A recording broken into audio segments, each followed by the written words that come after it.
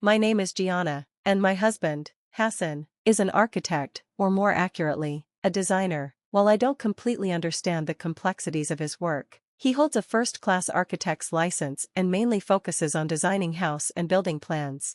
We've been married for 6 years and are fortunate to have 2 daughters, ages 4 and 2. Our family of 4 lives happily together. We used to live in an apartment, but as our daughters grew, it started feeling cramped, so we decided to buy a second-hand single-family home. Although it wasn't very old, it needed some upgrades. That's when Hassan decided to take on the task himself. His father, my father-in-law, shares a passion for DIY projects. Though he's not a certified architect, he frequently builds furniture like tables and chairs at his home and even made a bookshelf for our daughters. His craftsmanship is impressive, so much so that I believe he could sell his work. Thus, Hassan and his father teamed up to improve our new house. It wasn't exactly a renovation, but they began repainting and tearing down walls to combine 2 small rooms into one larger space. They've been working on it every weekend for almost 6 months. Doing it themselves has been more affordable and allows us to personalize the house. For now, our family has been living on the first floor since they've focused mainly on remodeling the living area. Initially, I was skeptical about handling the renovation ourselves, but watching Hassan and his father work, I've been amazed at how much our house has transformed. Both my daughters and I have grown excited as the house takes shape. However, there's been one persistent issue over the past 6 months: my mother-in-law. Since my father-in-law started helping with the renovations, my mother-in-law's behavior toward me has become increasingly hostile. She often calls to make biting comments, such as accusing me of being irresponsible for having my father-in-law help with the housework and implying that I'm lazy because I'm not currently working. She suggests that I'm burdening Hassan and that he's doing everything himself, even on his days off. I believe this stems from jealousy. She seems upset that we're enjoying ourselves without her involvement. At one point, I even tried to invite her over for coffee, hoping to smooth things over. "Would you like to come over for coffee, mother-in-law?" I asked. But she rejected the offer, sarcastically replying, "Who would drink coffee with a lazy daughter-in-law like you?" I don't see myself as lazy. The reason I'm not working is that I'm raising our young daughters. Hassan and I agreed that I would return to work once our eldest starts elementary school. Despite my attempts to explain this, my mother-in-law refuses to listen and instead criticizes me for making Hassan do all the work. Eventually, I grew tired of defending myself and just let her words slide off. To be honest, I don't think she ever liked me. From the moment I first visited Hassan's house before our marriage, she was polite as long as he was around, but once he left the room, she became openly critical. "Hassan picked such an incredible girl? Are you joking?" she said disdainfully. "If it were me, I could find a much better match for him." At that point, I wondered if I should call off the marriage, but I loved Hassan deeply and wanted to be happy with him, so I decided to move forward. I never told him about what his mother had said. I was nervous because we hadn't discussed living together before marriage, and I thought I could just avoid getting too involved with his family. However, things didn't improve after our wedding. She didn't speak a word to me during the ceremony, and it was the same whenever I visited for family gatherings. If Hassan wasn't around, she ignored me completely.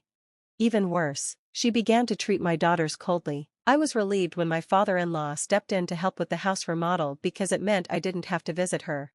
Before the renovations began, my mother-in-law's behavior was unbearable. Back when we lived in the apartment and I was struggling with childcare, especially with our youngest, she would visit unannounced while Hassan was at work. She would barge in without asking and demand things like coffee. Even if I was busy with the baby, she didn't care. If anything wasn't centered around her, she'd complain. One time, after I reluctantly made her coffee while my daughter was crying in the crib, she criticized me for not disciplining my baby. She also scolded me for a dusty bookshelf and wrinkled laundry, claiming I wasn't capable of anything. "Hassan deserves someone better than you," she said before leaving, without even drinking the coffee. That incident was the last straw, and I couldn't hold on my frustration anymore. I considered talking to Hassan about it many times, but he was always working late, and I didn't want to upset him, so I kept quiet.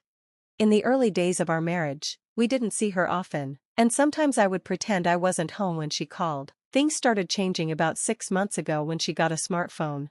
Now, when I don't answer her calls, she accuses me of deliberately ignoring her. She even brings my mother into the conversation, saying, "You're ignoring me, aren't you? It involves your mother too." She sends relentless messages, making it difficult to avoid her.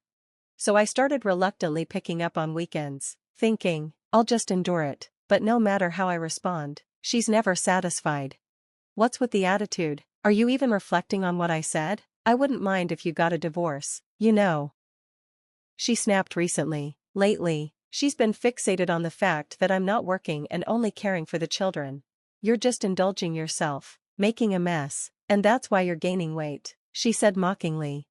It's true that I gained weight after my second pregnancy due to severe morning sickness, but her comments still sting. I managed to keep my weight within the recommended range, and over time, my body shape has been returning to normal since giving birth. However, for my mother-in-law, it seems that belittling me is the only way she can cope with her own stress. Every time we meet, she insults me, calling me names like pig and walrus. She even started saying these things over the phone recently. It seems that the neighbors are gossiping about me too, claiming I'm not a good daughter-in-law. Whenever I visit my in-laws' house and interact with the neighbors, they give me strange looks and whisper things like, "You really need to take better care of your mother-in-law." It's gotten to the point where they directly say these things to me. I really want to get along with my mother-in-law, but it's her behavior that makes it impossible. However, I can't explain that to the neighbors, who don't know what's been going on, so I just smile and try to brush it off. One weekend, my father-in-law came over, and Hassan and I were working on some renovations together. That morning, my father-in-law handed me pasta that my mother-in-law had made, explaining that it was something Hassan likes and that she occasionally brings it over. Thinking it was time for a break, I started making coffee for my husband and father-in-law, but, as usual, the phone rang. "Hello?" I answered in my usual low voice. "You picked up quickly. Just sitting around waiting for a call again?" My mother-in-law's loud voice blasted through the phone. I instinctively moved the phone away from my ear. I was about to serve coffee when I tried to explain, but she cut me off. "You're just making excuses because I called you. You always try to make yourself look innocent," she accused, as though I were the problem. I didn't want to escalate things, so I put the phone on speaker and continued preparing the coffee without responding. She sighed dramatically and began again. "Anyway, did you get the pasta from your father-in-law? Did you make sure he ate it?" she demanded. "I got it from my father-in-law, but Hassan hasn't eaten yet," I replied. "Why not? Did you eat it all by yourself?" she accused. As if I would do that, I thought, but I simply replied, "He hasn't eaten it yet." "Well, why hasn't he eaten it? Did you stop him?" she continued. "He said he'd eat it later, so I put it in the fridge. I didn't stop him, so don't worry," I explained. She sighed again. "You're really good at irritating people," she said, and I was left confused. What did I do to irritate her? If anyone's getting irritated for no reason, it's her. "From the start, I never liked you. You claim to be with Hassan, but your attitude is so unappealing," she continued. And then, the words that finally pushed me over the edge. "What about the kids? You gave birth to 2 daughters, and neither of them is a boy. You should have at least given birth to a son, you worthless woman." At that moment, something inside me broke. "Stop it. You can say whatever you want about me, but don't speak badly of my daughters," I said, my voice shaking. I had never spoken to her like that before, but I couldn't take it anymore. Hearing her insults about my precious daughters, who are the children of the man I love, was too much. "What's with that attitude? It's your fault for not giving birth to a son," she continued. That was it, I snapped back. "What's wrong with having daughters? My 2 girls are treasures to me and my husband. They should be precious grandchildren to you too. How can you say such things?" I was angry, my frustration spilling over in a way I rarely let it. There was silence on the other end, but I couldn't hold back any longer. "Even before we moved here, you just showed up at our house, complained, and left. You talked behind my back to the neighbors too, didn't you? Do you even understand how much I've struggled?" The patience I had held for so long suddenly broke, and tears streamed down my face. My mother-in-law, seeing my tears, took advantage of the moment. "Why are you crying? This is embarrassing. I've only tried to raise you as a daughter-in-law. If you can't handle this, just divorce Hassan. You can be replaced by a cow or a horse." At that moment, I realized that despite everything I said, my true feelings hadn't been conveyed. Tears started flowing uncontrollably. My mother-in-law then said, "Do you think crying like this will make everything okay?" "Oh, I can't stand it." Just then, Hassan's father spoke up. "What was that just now?" I turned and saw my father-in-law and husband standing there with serious expressions. My father-in-law asked, Was that my wife on the phone? Were you talking to her? Maybe hearing my father-in-law's voice, my mother-in-law became flustered. Oh, it's you. How long have you been listening? She stammered. Since the beginning, I heard everything, my father-in-law replied as he reached for my phone. He then turned to my phone, which was still on speaker, and said, "What a disgrace. This is embarrassing. Get here right now and apologize to Gianna," he shouted angrily. I could hear my mother-in-law faintly, but Hassan continued without hesitation.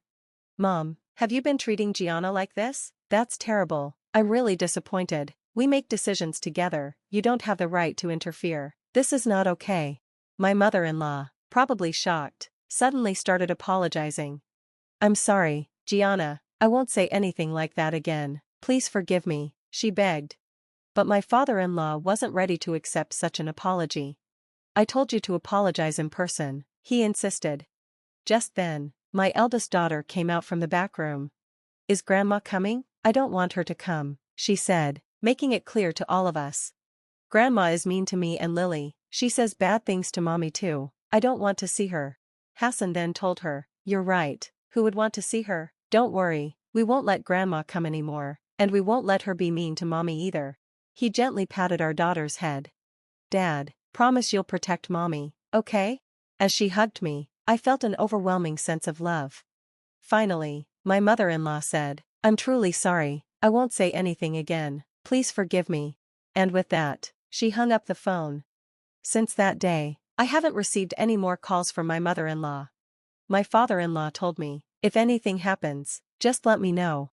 It seemed like my mother-in-law had been thoroughly scolded by him. As she became quiet at home, like a statue, she stopped gossiping to the neighbors and retracted everything she'd said.